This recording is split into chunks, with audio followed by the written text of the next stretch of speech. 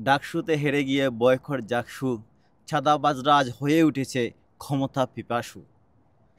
মহান রবের কাছে শুকরিয়া আদায় করেছি আলহামদুলিল্লাহ যে ঢাকা বিশ্ববিদ্যালয়ে বাংলাদেশ ইসলামী ছাত্র শিবিরের প্যানেল বিজয়ী হয়েছে।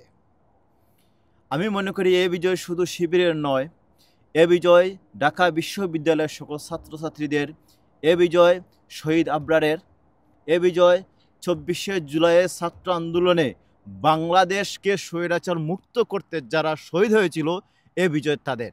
আমরা দেখেছি যে ছোটবেলায় গ্রামে যদি দুজন তর্কে জড়িয়ে যায় এবং অপরজন যদি যুক্তিতে না পারে, তখন একই কথা বারবার বলে তাকে ব্যঙ্গিয়ে, অর্থাৎ আমাদের সিলেটের ভাষা যাকে বলে মুক্তরানি, তা করে অপোজিশন যে ব্যক্তি তাকে অপদস্থ করার চেষ্টা করে।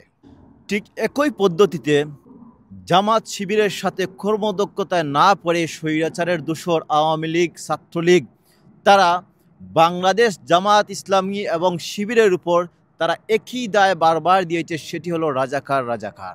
ঠিক একই পথ অবলম্বন করছে বর্তমান বিএনপি এবং ছাত্রদল। আমি স্মরণ করিয়ে দিতে চাই ২৪শে জুলাইয়ের ছাত্র আন্দোলনে খুনি হাসিনা বাংলাদেশের মানুষকে রাজাকার রাজাকার বলেছিল, আর সেই রাজাকার বলার কারণে সারা বাংলাদেশের মানুষ রাজাকারের কালিমা গায়ে মেখে তারা ঐক্যবদ্ধ হয়ে বাংলাদেশকে স্বৈরাচার মুক্ত করেছিল। আজ এখন যারা রাজাকার রাজাকার মিছিল দিয়ে বাংলাদেশে আপনারা আবার যে স্বৈরাচারের আধিপত্য বিস্তার করতে চান, একই পথে স্বৈরাচারের পথে হাঁটতে চান, আমি বলতে চাই তোমাদেরকেও বাংলাদেশের জনসাধারণ প্রত্যাখ্যান করবে, যার নমুনা হচ্ছে ডাকসু নির্বাচন।